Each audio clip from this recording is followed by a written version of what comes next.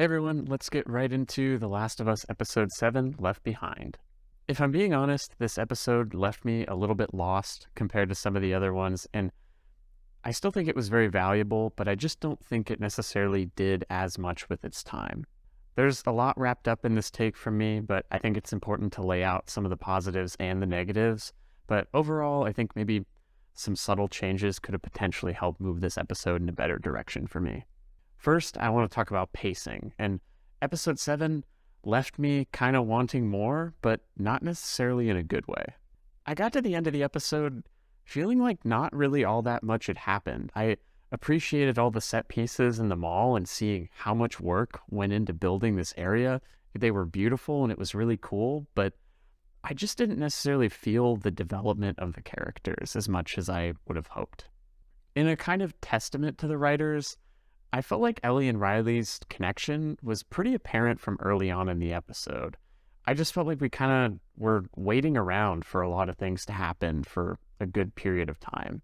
While this was a nice reprieve from maybe the intensity at the end of episode 6 or from episode 5, we had a dire situation in the background, and I think it kind of made the pacing of this episode feel a little bit idiosyncratic to me. Even though I wasn't necessarily a huge fan of the pace of this episode, I still think there was a really good emotional payoff. While the story didn't move how I wanted to necessarily, I still think we got some really good, deeper insights into Ellie's insecurities and vulnerabilities.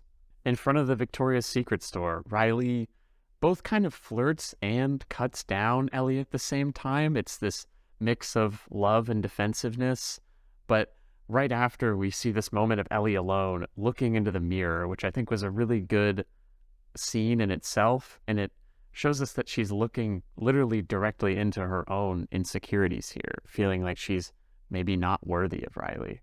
For a moment, we get a different Ellie than we're used to. She's not this sarcastic badass anymore, and this sort of enlightens how hard it might be for her to come back from the current situation with Joel, and how worried she is about failing him, failing herself, or being herself in a way.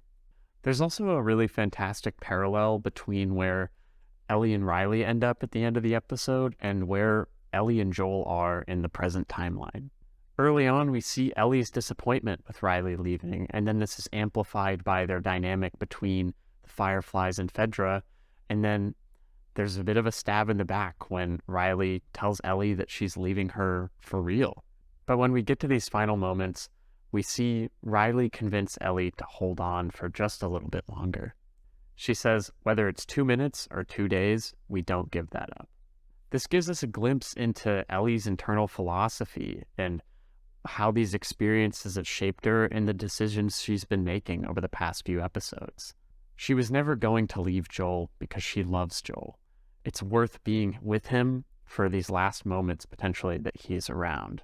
She understands the pain that comes with somebody leaving you, and she knows that when Joel is telling her to leave, he doesn't necessarily mean that. In a lot of ways, he doesn't. You can see almost the pain on his face when she does get up and it looks like she's going to go, because in some ways he doesn't expect that.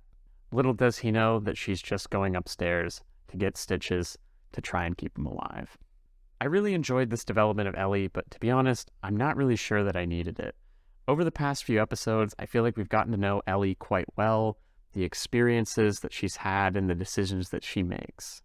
I will caveat this with the fact that I have played the game, so maybe it's different for a different kind of viewer, but to be honest, I think I almost enjoyed that subtext, sort of like, I don't need to know exactly what Joel has done in the past.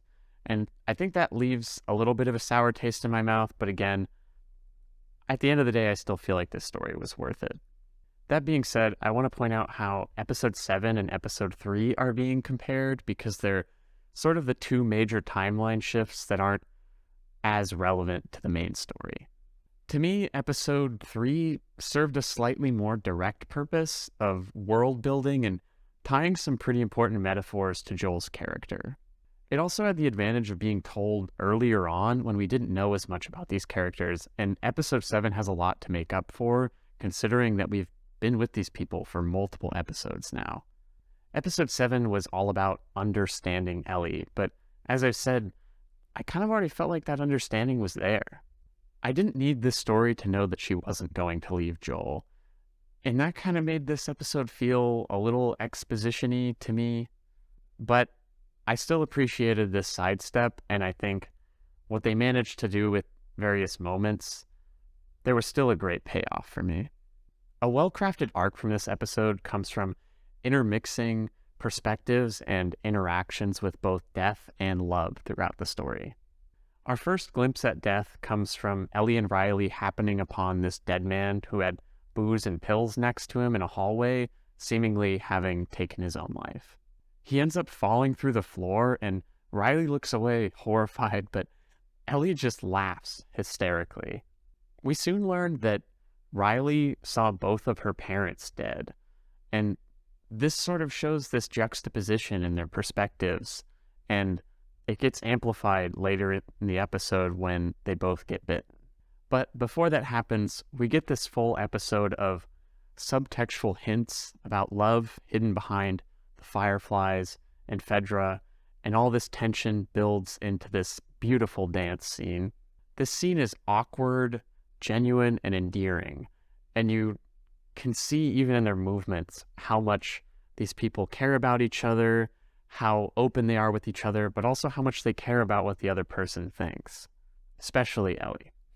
The masks make it both more funny, but also more serious. I like how on the companion podcast, they pointed out the expertise of Bella Ramsey and how with this episode and all of the context, she's able to include that in her performance, and we can tell exactly what she's thinking underneath the mask. For me, that moment was the greatest payoff of the episode as we get to see them together and then they take off the masks. Then they kiss and there's tension released and likely years of hardship built up of just wondering about the other person. We get a beautiful moment that is then interrupted by our next run-in with death. At least from what we get to see, Ellie responds to the death with pure rage, smashing out the counters, whereas Riley sits down, lost in sadness. Riley has already felt what it's like to have love ripped away from you, but now Ellie is feeling it for the first time ever. After smashing out all the glass, she sits down and joins Riley in her mourning. Riley repeats that she's sorry over and over as they cry together. But episode 7 has this undertone around the risks of trust. It can bring out the best and the worst moments. You can have the greatest night of your life in the mall with your friend, but you also got bitten. However, it's clear that Ellie forgives Riley. In fact, she never even really blamed her for what happened here. Ellie sees it as worth it to trust in this person that she loves. And just as they cry and embrace each other, we get this hard cut back to the present. In turn, we see that Ellie doesn't blame Joel for 1 second for the situation that they're stuck in now. She's really just afraid, but she cares probably more than Joel could have even imagined. And so, while Left Behind might not have gave me the most in terms of adding to the show, it's still filled with these moments of joy and just pure emotional content and acting, and that was definitely worth it for me. I thought that more splicing between the present could have potentially helped the pacing a bit more, but I could see how it's hard to draw out those moments. In agreement with the showrunners, I'm happy that the producers at HBO pushed them to include more of the present in this episode, because I think that was a really important element, making sure that we had those references, seeing the ties between these two situations. Episode 7 rewards a careful viewer for noticing the subtle details, and I appreciate the moments that we got out of it.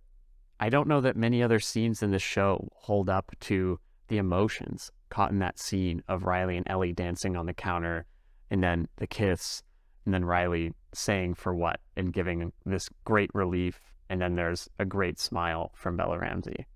If anything, to see that moment of pure joy, I think that adds some important context to the universe we have going here. So overall, episode 7 maybe wasn't my favorite, but honestly, the more that I think about it and I listen to the podcast, looking back, I think it was a great addition to the show still.